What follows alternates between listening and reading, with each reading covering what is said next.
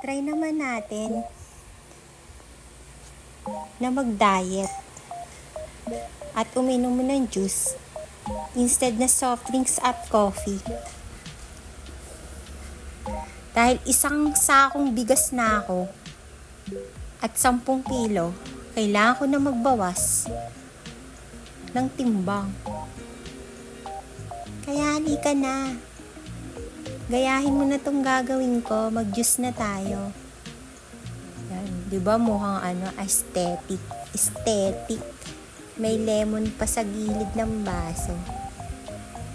Para refresher. Lagyan mo nga pala ng yelo yan. Para sakto sa tag-init na panahon. 'Di ba?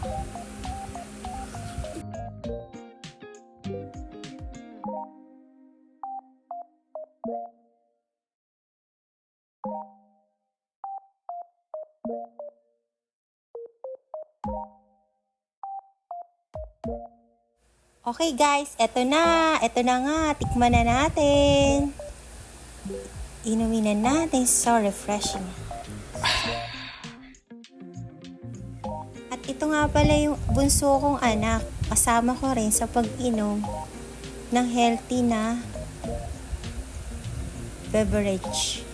Yan, nag-toast pa kami, ayan, nag-toast pa kami.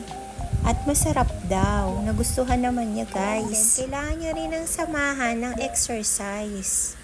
Para yung mga sobra yung timbang, mabawasan.